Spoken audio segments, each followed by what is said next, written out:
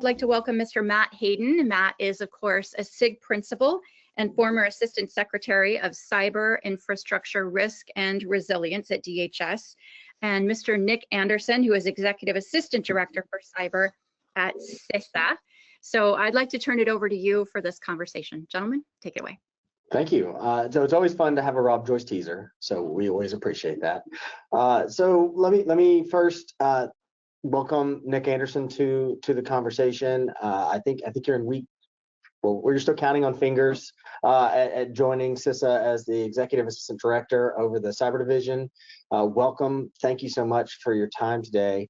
I think that everyone's got a great idea of what CISA is and isn't, because it's hit the news wire on a lot of different fronts about what CISA is and isn't. But one of the things we've heard out of this administration, as well as the leaders such as yourself, is that CISA is going to be an operational player in cyber from this point forward. And what we as a group are hearing more and more about is that cyber as a domain is really contested everywhere we look, and that there are a lot of haves and have-nots, especially in the critical infrastructure space, which really focuses on CISA and the way that threat actors kind of take on those challenges.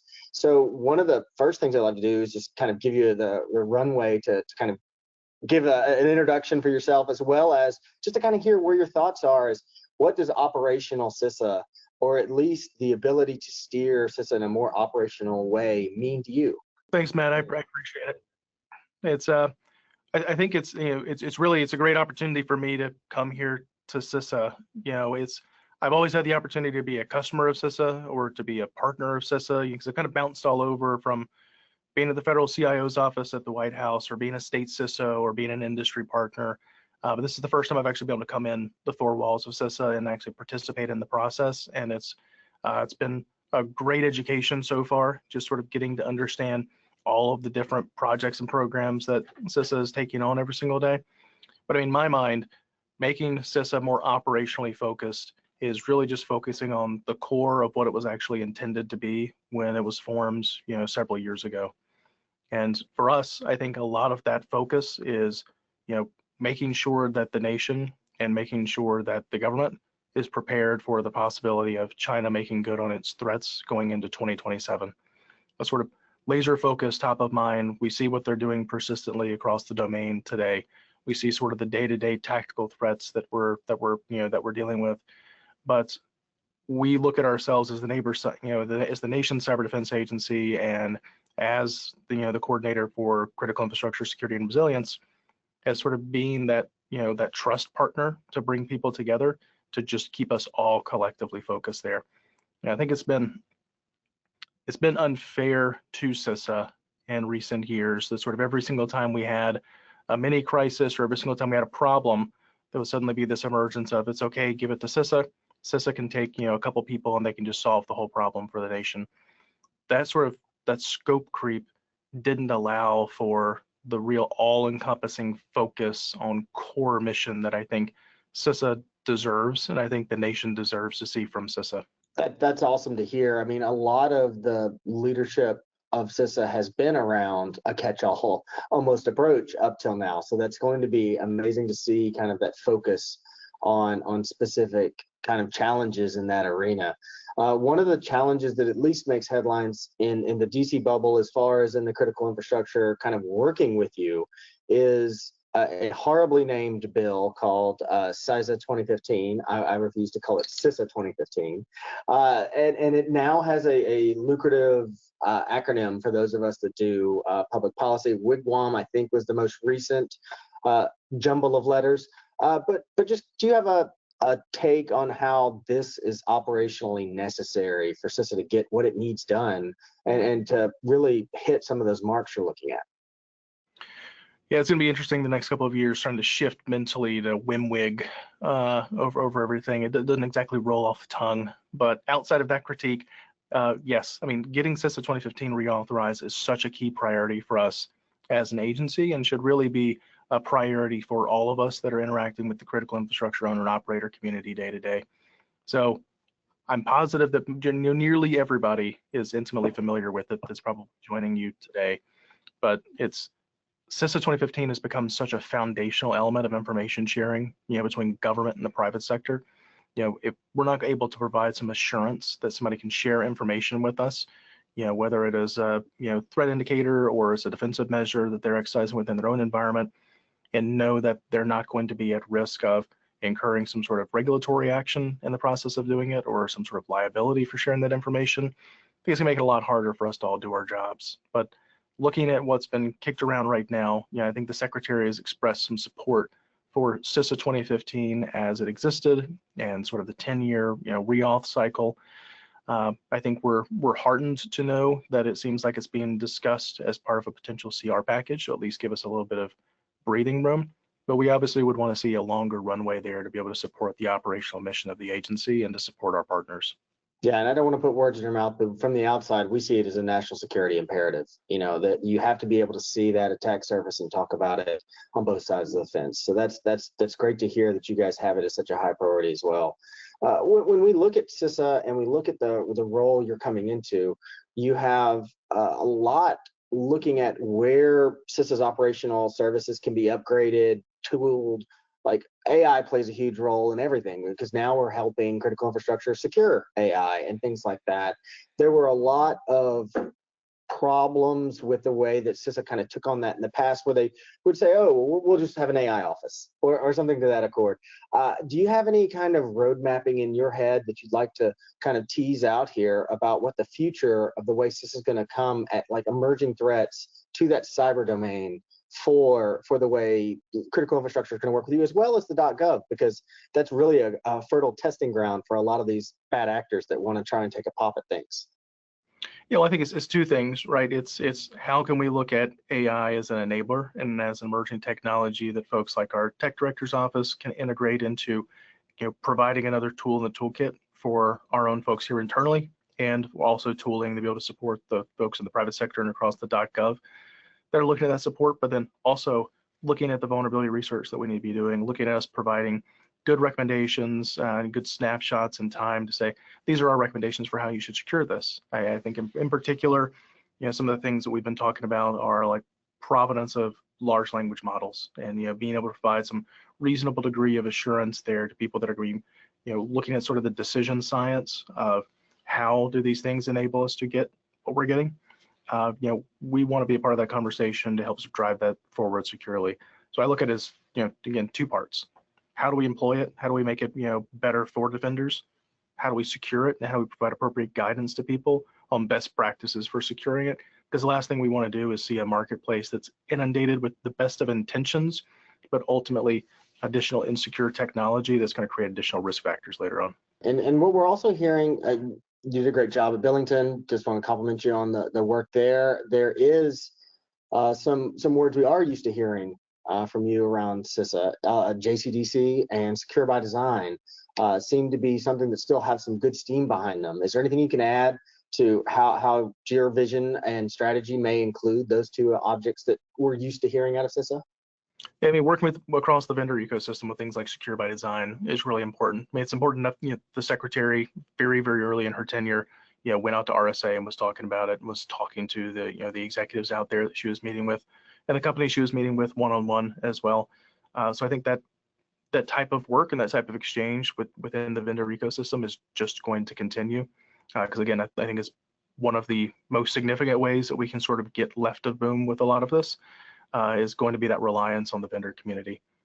With JCDC and JCE more specifically, I think we really want to be able to take that to the next level. It's when we look back to what some of the original recommendations were around the Joint Cyber Planning Office and the Joint Collaborative Environment.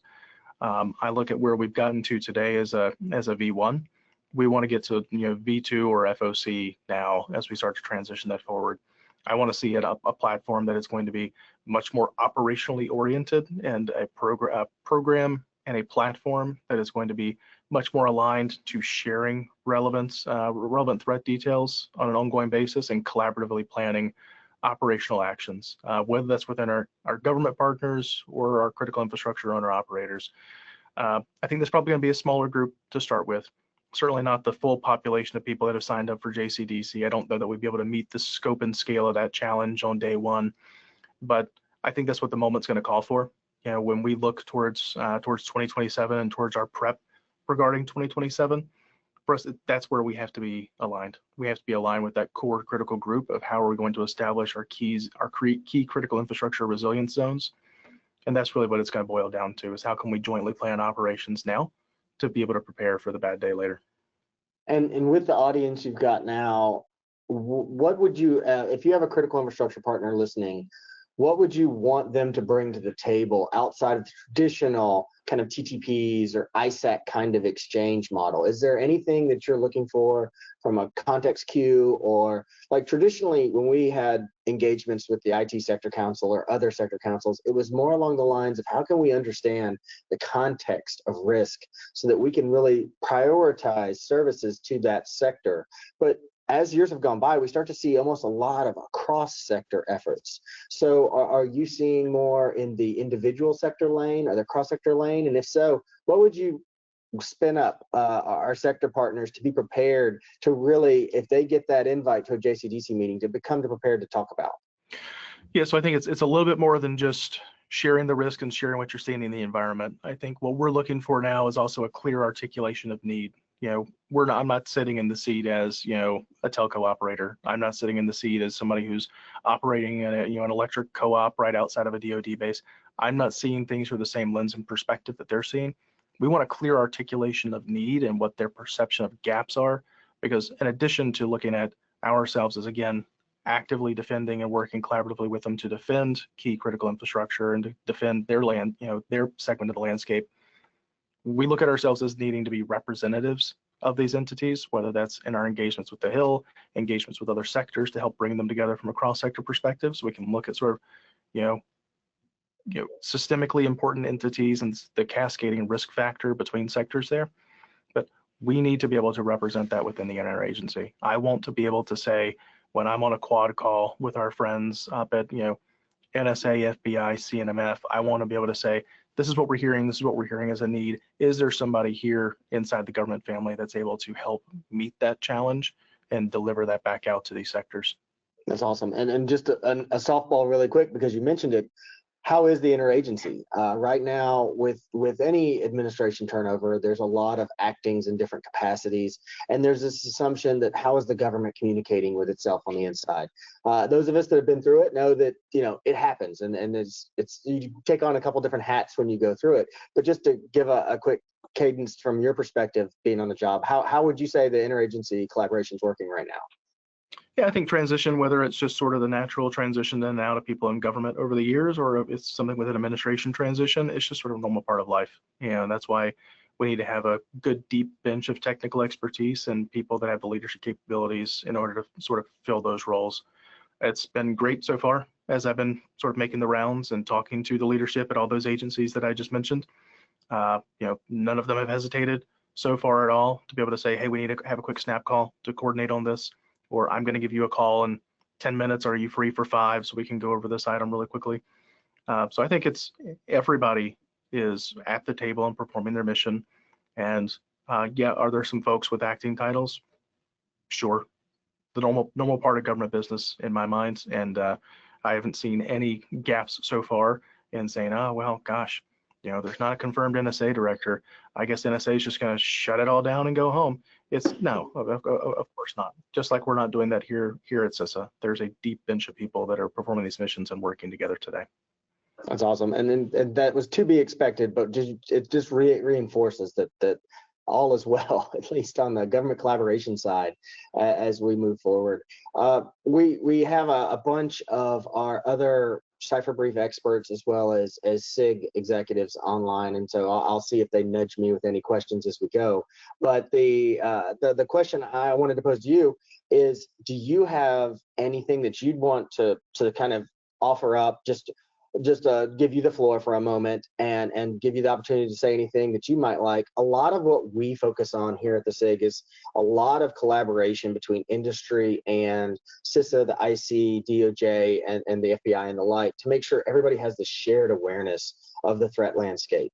And we're not really seeing a huge jump in new novel attack approaches as we kind of look towards AI threats as they kind of elevate. But we are seeing a increase in attacks across the board on kind of that low-hanging fruit. So just to pick your brain a little bit, do you have kind of a threat indicator that you might want to highlight that we should all be aware of, just that we kind of tilt our attention towards?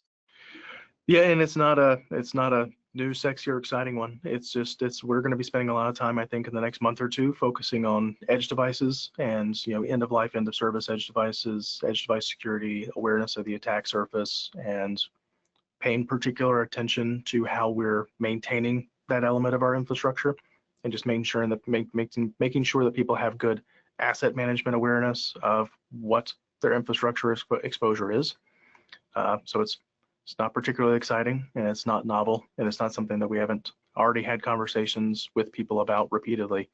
But that's where I think you'll probably see in the next few weeks that we're going to be talking about that a lot more publicly, is going to be a focus on edge devices. Yeah, known vulnerabilities still being out there is a real challenge that I think there's probably not enough energy that could be put towards that and not yield great results. So that's great to hear. So we're wrapping up. I just want to turn to you and thank you again and give you an opportunity for some closing remarks, and we'll be all set. Yeah, well, thanks again. I do really appreciate it. Again, we've got a lot of things we're churning through already. I have gotten no sleep, but lots of little things accomplished here and there in the first couple of weeks. We've got CVE vision program updates. Then we'd love to be able to hear from people if they got thoughts on that. You can find that on the CISA.gov website. That is going to be a tremendous opportunity for us to, over the long term, secure sort of neutral stewardship for a program that is a core and critical public service and public good. Like I said, we're laser focused on not just China 2027, but that's a good, tangible, near-term timeline that we want to be able to sort of rally people's minds around to sort of move with alacrity as we push forward here in our cyber preparedness activity. But across the threat space more broadly, we want to be communicative, we want to be engaged, we want to be continuing to develop and deepen these partnerships, in particular with the types of members that I'm sure are here with you within the SIG today. So we're looking forward to that. We're open for business here. Anybody can drop me a line or reach out to any of the partners within our JCDC space in particular, with the key and critical role they've got for engaging stakeholders. And just thank you again for giving us an opportunity to chat with y'all. Well, thank you for being here today. Thank you so much.